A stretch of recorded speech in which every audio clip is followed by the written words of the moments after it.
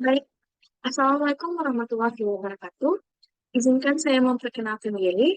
Perkenalkan, nama saya Abdillah Rahmadani dari kelas A Intalaya dengan NIM 0302118222777. Di sini saya akan melakukan presentasi dari mata kuliah pemeran dan peledakan yang berjudul Petunjuk Teknis Keselamatan Bahan Peledak dan Peledakan.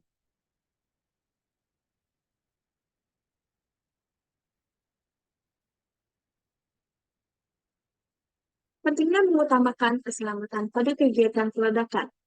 Hal tersebut penting karena memiliki risiko yang tinggi. Kegiatan peledakan merupakan kegiatan yang paling memiliki risiko yang sangat bahaya pada lingkungan tambang jika tidak dilakukan dengan benar. Kemudian, mengutamakan keselamatan pada kegiatan pekerjaan juga bisa menghindari peristiwa-peristiwa yang tidak diinginkan. Tentunya, kecelakaan kerja, peledakan yang tidak diinginkan, dan juga dapat melukai orang lain atau lingkungan sekitar. Dengan cara menaati aturan pada keselamatan kerja pada kegiatan peledakan diri sendiri dapat menyelamatkan orang lain juga. Selanjutnya adalah peledakan mineral batuan dan mineral dan batuan atau minerba merupakan kegiatan yang harus dilakukan dengan penuh kehati-hatian. Karena apabila tidak hati-hati akan berdampak terhadap pekerja maupun lingkungan di sekitarnya. Peledakan ini merupakan salah satu proses awal dari suatu kegiatan industri pertambangan yang cukup berbahaya, sehingga dibutuhkan tenaga yang cukup terampil, atau yang telah mempunyai sertifikat juru ledak, serta mempunyai kartu izin meledakan, yaitu KIM. Dengan demikian, dalam pelaksanaan ada pekerja dan pengawas. Selanjutnya adalah dasar hukum. Peledakan pada pertambangan didasarkan pada Undang-Undang Nomor 4 Tahun 2009 tentang Pertambangan Mineral dan Batu Bara. Selanjutnya, Peraturan Pemerintah Nomor 55 Tahun 2010 tentang Pembinaan dan Pengawasan Penyelenggaraan Pengelolaan Usaha Pertambangan Mineral dan Batu Bara. Lalu, Peraturan Menteri Energi dan Sumber Daya Mineral Nomor 26 Tahun 2018 tentang pelaksanaan kaidah teknik pertambangan yang baik dan pengawasan pertambangan mineral dan batu bara. Dan Keputusan Menteri Energi dan Sumber Daya Mineral Nomor 1827 K garing 30 garing garing 2018 tentang pedoman pelaksanaan kaidah teknik pertambangan yang baik. Selanjutnya yang saya bahas adalah kegiatan peledakan. Dimulai dari pengangkutan bahan peledak.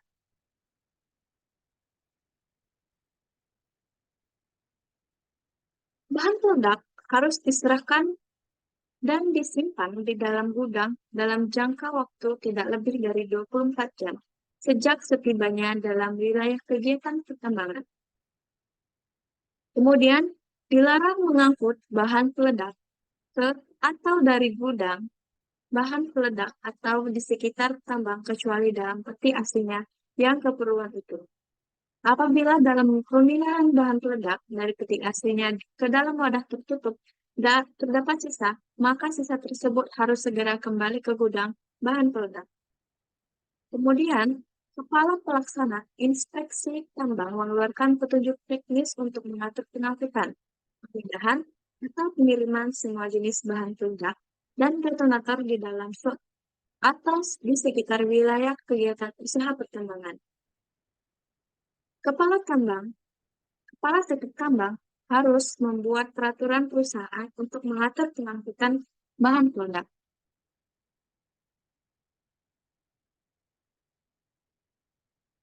Kemudian, kegiatan peledakan yang selanjutnya adalah penyimpanan bahan peledak di dalam gudang atau di permukaan.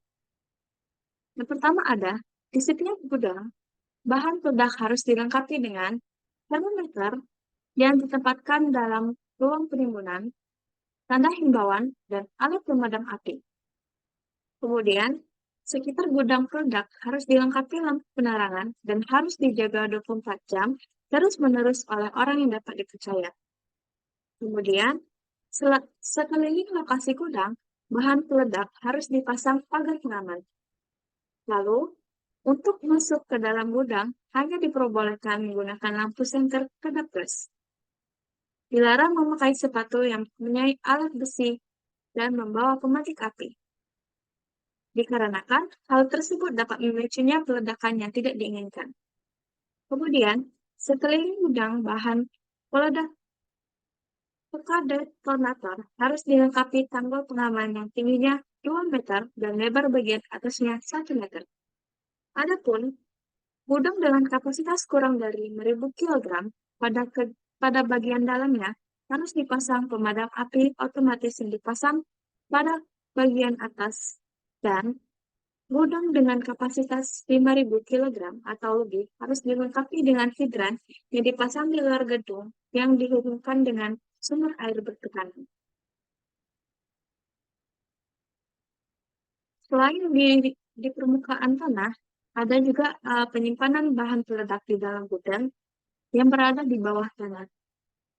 Yang pertama adalah bahan peledak harus disimpan dalam kemasan aslinya dan dicantumkan tanggal penyerahannya.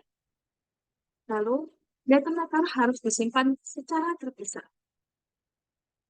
Bahan peledak peka detonator tidak diboleh disimpan di gudang bahan peledak primer atau gudang bahan ramuan bahan peledak.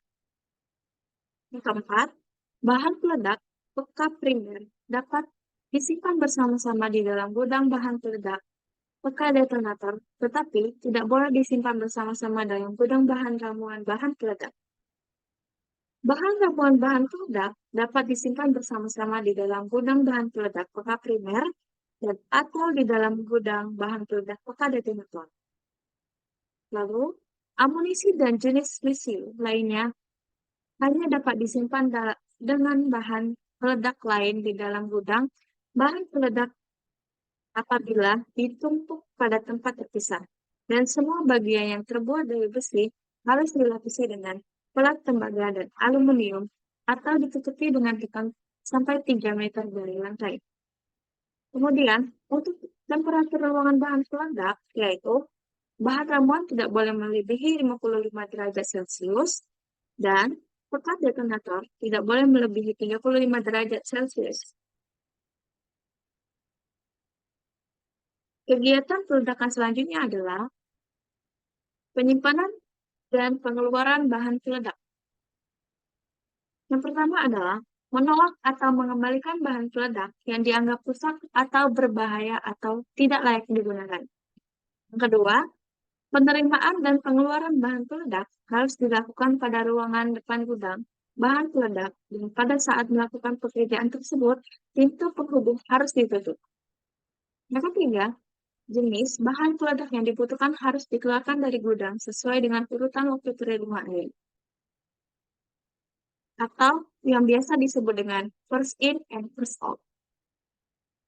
Kemudian ada bahan peledak dan detonator yang dikeluarkan harus dalam kondisi baik dan jumlahnya yang sesuai. Yang kelima ada bahan peledak sisa pada akhir gilir kerja harus segera dikembalikan ke gudang. Yang keenam, bahan peledak yang rusak supaya segera dimusnahkan dengan cara yang aman, mengikuti ketentuan perundang-undangan yang berlaku.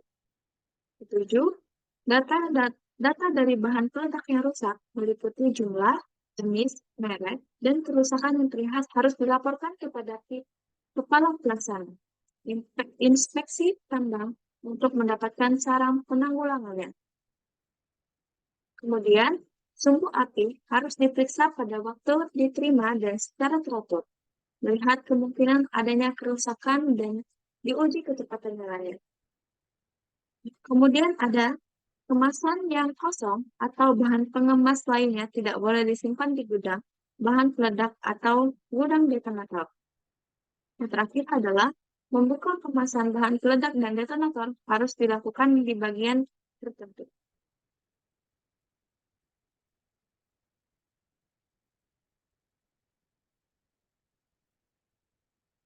Kegiatan selanjutnya adalah pelaksanaan pekerjaan peledakan.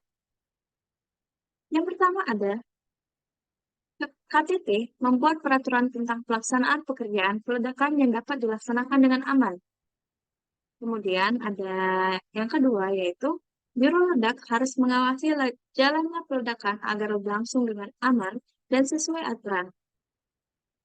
Adapun larangan-larangan yang dilarang dalam pelaksanaan pekerjaan peledakan yaitu dilarang melakukan peledakan kecuali juru ledak, dilarang mengisi lubang ledak atau meledakkan lubang sebelumnya sudah diledakkan, kecuali untuk tujuan menangani peledakan makir sesuai dengan cara yang telah ditetapkan. Dilarang mencabut kabel detonator, sumbu api, atau sistem lainnya dari lubang ledak yang telah diisi serta diberi primer. Dilarang merokok atau membuat nyala api pada jarak kurang dari 10 meter dari bahan peledak.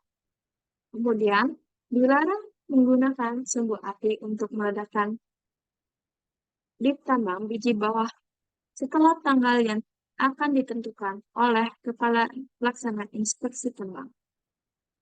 Juru ledak yang menangani atau mengawasi peledakan harus memastikan setiap ledakan tidak menimbulkan getaran ledakan yang berlebihan.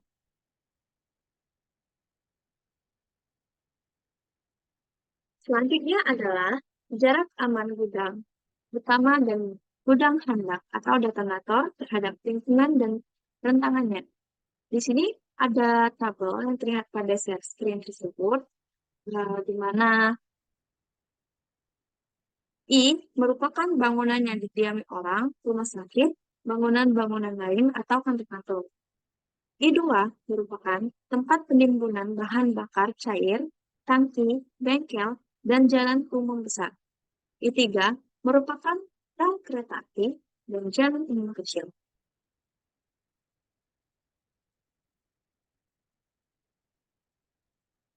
Kemudian, ada jarak aman gudang handak yang lebih dari satu gedung terhadap lingkungan dan tantangannya.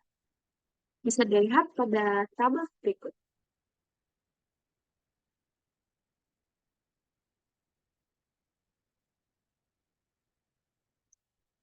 Kemudian adalah jarak aman gudang dengan kapasitas terhadap lingkungan dan rintangannya.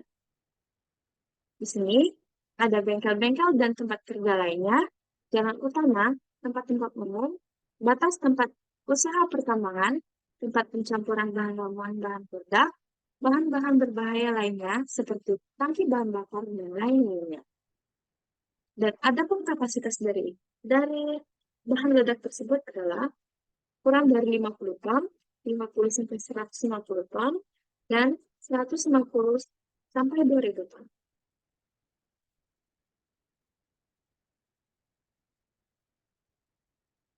Dan terakhir adalah jarak aman gudang terhadap kapasitas terhadap jarak aman gudang dengan kapasitas terhadap lingkungan dan rintangannya.